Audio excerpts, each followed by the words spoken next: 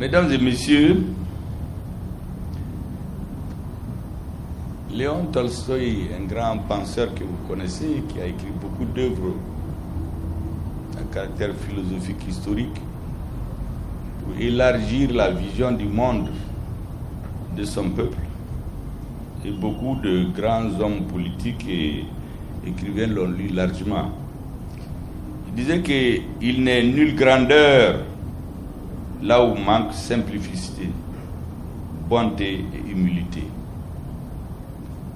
Je crois que dans l'AES, nous sommes en train d'implanter ces valeurs. Messieurs les ministres du Burkina Faso, du Mali et du Niger, braves patriotes responsables du secteur privé du Burkina Faso, du Mali, du Niger, merci pour votre simplicité. Merci pour votre bonté. Merci pour votre humilité. Et merci pour votre patriotisme et votre engagement. Je suis bien placé pour le dire, j'y reviendrai.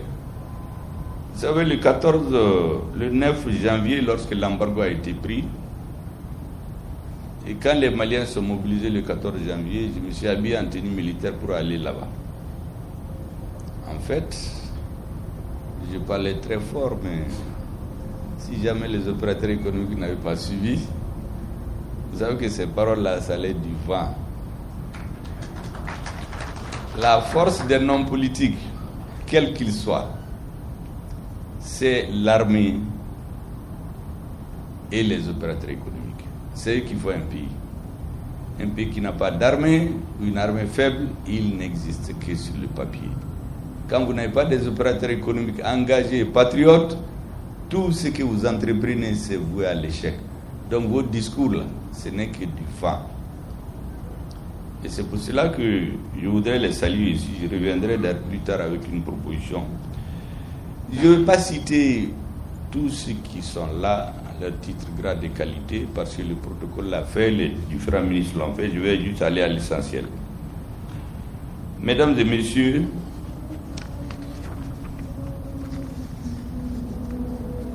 je voudrais, à l'entame de mon propos, au nom du président de la transition, au nom du gouvernement du peuple malien, à mon nom propre, souhaiter la chaleureuse et cordiale bienvenue en terre africaine du Mali à tous nos illustres hôtes ici présents à cette rencontre qui revêt une importance toute particulière pour les États membres de la Confédération des États du Sahel. Savoir le Burkina Faso, la République du Mali et la République du Niger.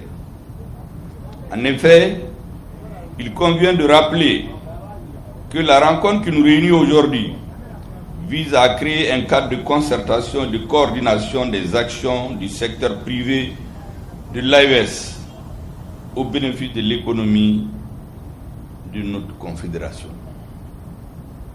Ainsi, il s'agit plus spécifiquement de faciliter la création de la Fédération des organisations patronales et professionnelles de l'AES, de faire une déclaration commune des secteurs privés des 3 pays membres de la Confédération de l'AES, qu'on pourrait dénommer la déclaration de Bamako, de créer les conditions de densification des échanges commerciaux entre les pays de la Confédération.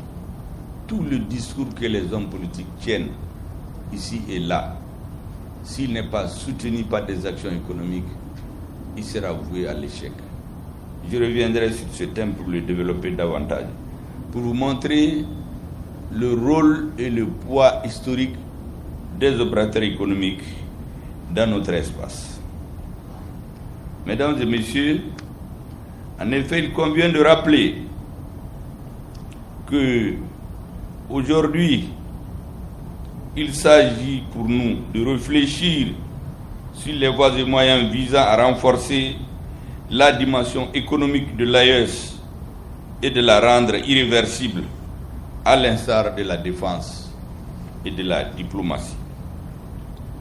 Pour paraphraser le président de la transition nigérienne, président du CNSP, du Niger, parce qu'il y a deux CNSP, hein.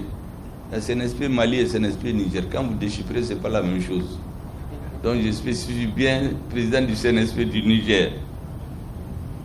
Il avait dit, il avait lâché ces mots dans une de ses interventions, que la Confédération, je le paraphrase, doit évoluer, je parle en technicien, en mode 3D. Diplomatie de défense, diplomatie de développement. Plus tard, si le besoin se fera sentir, et je crois qu'il va s'imposer, nous évoluerons vers une fédération.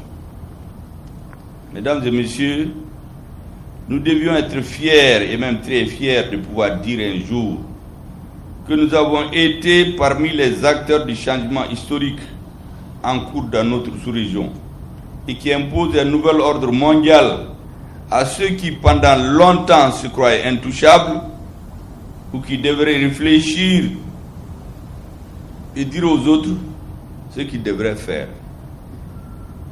Permettez-moi, chers invités, de suggérer aux différents gouvernements du Burkina Faso, du Mali et du Niger qu'ils fassent élever au rang de héros national les opérateurs économiques de l'AES qui, pendant que les autres prédisaient le chaos dans notre pays. Vous vous rappelez, en 2022, parce que le Mali a connu deux embargos. Le premier embargo, c'était en 2012. Dès que l'embargo a été pris, tout le monde a été déstabilisé. Et même les tenants du pouvoir, les militaires qui tenaient le pouvoir ont lâché. Mais cette fois-ci, nous avons tenu ferme. Et si nous avons tenu, c'est grâce à Dieu, au peuple malien, aux opérateurs économiques et à notre armée. C'est pour cela que je me permets de faire cette proposition à laquelle je souhaiterais que les présidents accordent une attention particulière. Ils ont fait vibrer la fibre patriotique en laissant leur instinct d'homme d'affaires qui était intéressé par ses profits pour faire vivre nos économies en assurant l'approvisionnement correct de nos pays en produits de première nécessité. Qu'il en soit vivement remercié. Je le dis de tout mon cœur parce que j'ai vécu ces événements de très près. Et pratiquement, je suivais au jour le jour. De même que l'action de l'armée, ce que les opérateurs économiques aussi faisaient dans notre pays. Mesdames et messieurs, nous sommes fiers, nos pays membres de l'AES, car nous sommes à présent maîtres de notre destin. À ce titre, je voudrais rappeler que c'est un certain 16 septembre 2023 que les chefs d'État du Mali, du Burkina Faso et du Niger ont signé à Bamako, à Ouagadougou et à Niamey simultanément la charte de l'Iptako Groupement instituant l'Alliance des États du Sahel, basée principalement sur la coordination des actions des États membres en matière de défense. C'est pour cela que la défense est fondamentale. Elle est cruciale. Dans tout État, on néglige la défense. Tout pouvoir politique qui néglige la défense, en réalité, c'est un charlatan. C'est pour amener le peuple là, tôt ou tard, à être l'esclave dominé par un autre. Et lorsque certains se sont hasardés à vouloir agresser physiquement notre frère du Niger, parce qu'ils avaient fini, ils ont pris leur embargo. Même les enfants dans les hôpitaux n'avaient pas de couveuse. Les gens mouraient. Mais pour parachever tout, ils voulaient les agresser physiquement, pour renverser le régime et mettre ceux qui leur sont soumis. Vous vous rappelez qu'à cette occasion, nos deux pays, le Mali et le Burkina, se sont tenus debout. Vous vous rappelez la célèbre phrase que j'ai dit, ça fait rire les gens, mais c'était un peu comme ça. Ça n'a pas été dit ainsi, mais la réalité c'était ça. Nous avions dit que celui qui va toucher à un cheveu du Niger, nous allons lui raser la tête. Et je crois que ça a été bien entendu. Parce que quand nos trois chefs d'État ont mis en place cette défense commune, je pense que ça donnait à réfléchir à beaucoup. Et la force d'attente de la CEDEAO, qui a été créée depuis avril 2012, on a oublié. Elle voulait se réveiller, elle est retournée encore dormir. Elle attend encore la force d'attente de la CEDEAO. Parce que beaucoup oublient qu'elle a été créée depuis 2012. Elle dormait. On a voulu la réveiller contre le Niger. Mais lorsque nous avons fait cette mise en garde, qui était sérieuse, c'est pas de la blague, je crois qu'elle est retournée dormir. Elle attend toujours. Le 28 janvier 2024, les chefs d'État du Mali, du Burkina Faso et du Niger ont pris la décision historique de retrait irrévocable et sans délai de leurs pays respectifs de la CEDEAO, tout en affirmant la pleine souveraineté de chacun des États membres dans les choix stratégiques concourant bien au bien-être de leur population. Beaucoup se posent la question, mais pourquoi ils se sont levés comme ça pour dire qu'ils sortent de la CEDEAO? Mais ce que beaucoup ne savent pas, cette force en attente qui dormait, qui est retournée dormir, ils voulaient la réveiller pour tomber sur le Niger. De nouveau. Parce que certains pensent que la décision a été brusque, mais elle a été mûrement réfléchie pendant quelques jours. Parce que c'était programmé pour tomber sur le Niger, cette fois-ci, de façon déterminée et sans retour. Mais lorsque nous avons décidé ensemble de sortir de la CEDEAO, je crois que dans la nuit, ils ont tous été assommés, parce qu'ils s'attendaient à tout sauf ça. Il dit le travail politique, c'est aussi l'intelligence. Nos chefs d'État ont été prévoyants, stratèges et intelligents. C'est pourquoi ils ont surpris ceux qui voulaient réveiller cette force d'attente qui dormait depuis 2012. Le 6 juillet, les chefs d'État du Burkina Faso, du Mali et du Niger ont adopté à Niamey le traité portant création de la Confédération Alliance des États du Sahel, qui ajoute à la dimension défense et diplomatie et développement. Vous vous souviendrez qu'en 2023, certains sont allés faire les gris-gris, faire les charlatans à l'ONU, et on a empêché le représentant légitime du Niger de prendre la parole. Vous vous souviendrez qu'à cette occasion, le Mali a parlé au nom de nos deux États, pour leur montrer qu'on a désormais une diplomatie commune.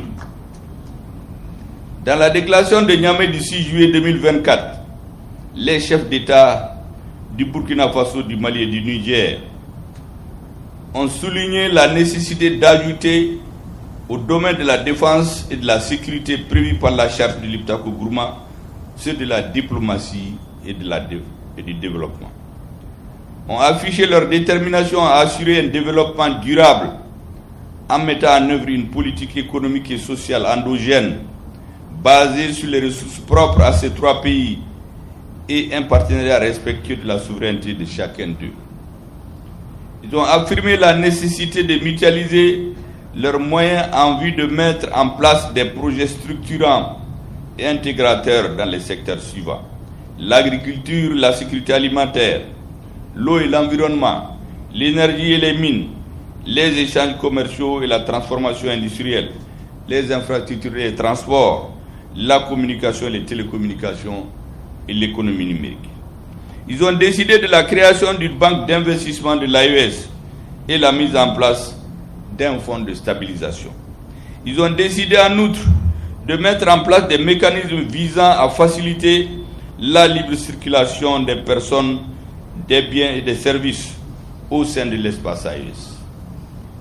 En définitive, mesdames et messieurs, les chefs d'État ont réaffirmé leur ferme volonté de créer un espace souverain de sécurité, de paix et de prospérité basé sur le développement endogène.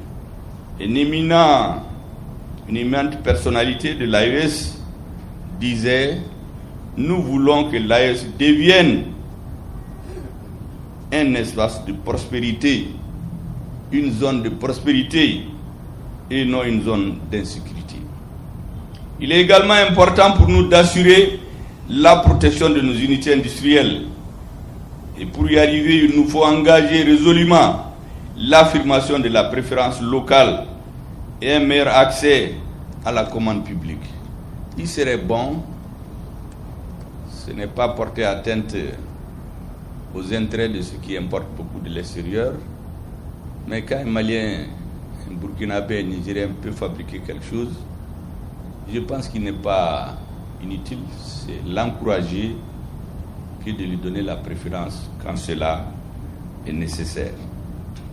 Bien entendu, il lui faut penser toujours à la qualité pour qu'il n'y ait pas des zones où on pense qu'à la protection de l'État et on peut faire ce qu'on veut. Parce que tous les pays où ça a marché, c'est à travers la concurrence. La promotion de la consommation locale. Vous savez, en certains lieux, en République du Mali en tout cas, que je sais, quand vous voulez boire, on ne vous amène pas des boissons gazeuses venues d'ailleurs. On vous donne le Nyamakoudji du Mali. Le Nyamakoudji, il est là.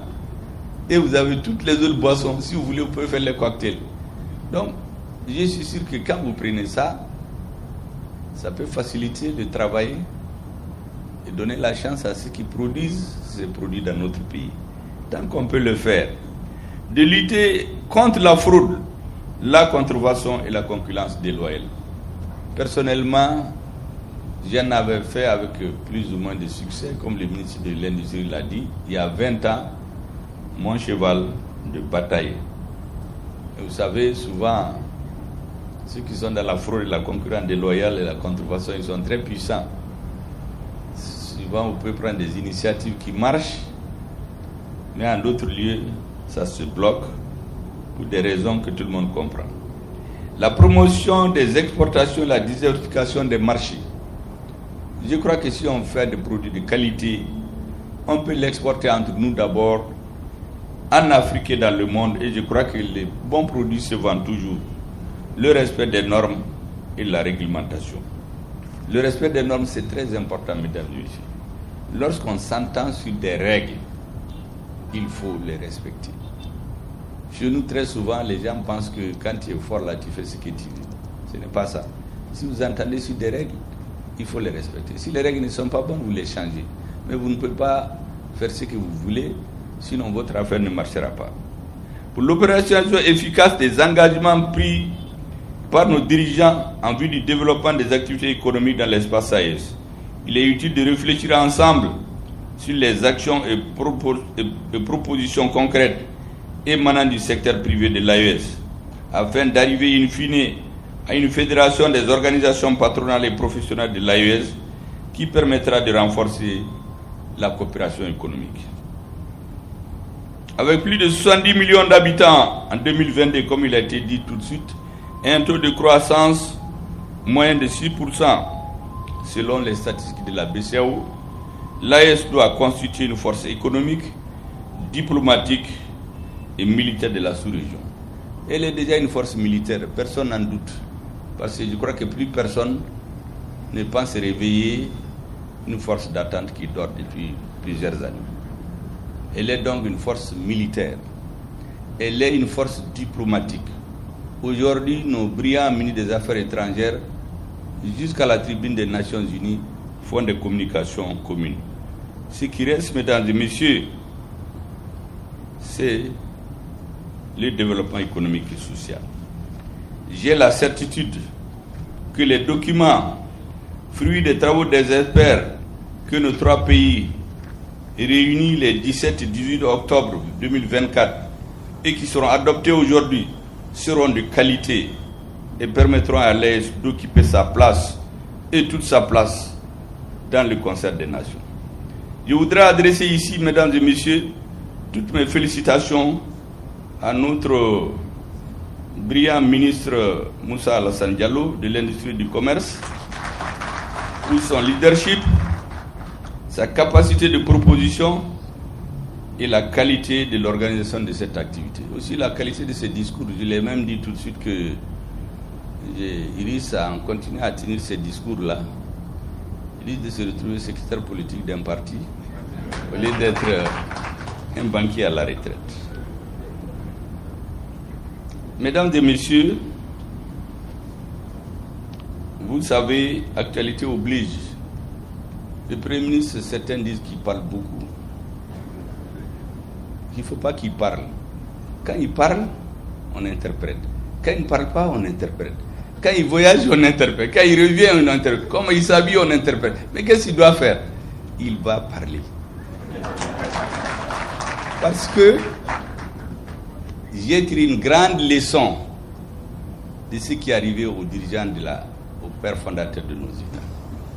Beaucoup de choses n'étaient pas connues par les citoyens. Les choses sont restées à la surface. Et les adversaires de l'unité africaine ont profité du silence pour régler leurs comptes. Et c'est pour cela que depuis que moi je suis venu, je parle beaucoup. Parce que il faut l'éveil de conscience. Il y a un dirigeant qui m'a dit qu'avant qu'il ne vienne chez nous, dans l'AES, avant, pendant chaque semaine, chaque soir, il écoutait les discours que ce Premier ministre du Mali tenait. Il parlait beaucoup, mais lui, il prenait le temps d'écouter. Au bout de 2 ans, il a compris beaucoup de choses qui étaient cachées sous le rideau. Et c'est pour cela, mesdames et messieurs, vous aurez constaté que je vous ai tous battus aujourd'hui en matière de communication, même ma tenue c'est AES. J'ai dit au ministre que je les bats tous. Ma tenue c'est AES. Je l'ai porté devant nos militaires, à l'EMIA, devant les enfants et devant vous aujourd'hui. Parce que l'avenir du pays, c'est les militaires, les opérateurs économiques et la nouvelle génération. Donc, nous faisons de la communication politique. Il faut que l'AES rentre dans les esprits, dans les mœurs. Parce que les dirigeants politiques passent. Peut-être dans un certain nombre d'années, nous, on ne sera plus là. Mais la nouvelle génération, jusqu'à présent, nous parlons des discours des pères fondateurs de l'indépendance. C'est que les quelques-uns qui ont accepté de parler, c'est que nous savons. Sinon, beaucoup de choses n'ont pas été dites. Et c'est pour cela que moi, je parle beaucoup. Je dis là-dedans, chacun n'a qu'à prendre ce qu'il veut. Il y a à boire et à manger. Celui qui veut, il est annulé. Il prend ses 10 minutes. Celui qui veut, il écoute le tout. En tout cas, il y a tout pour tout le monde. Et vous savez, j'ai interrogé les ministres. Quelle est votre profession avant de devenir ministre?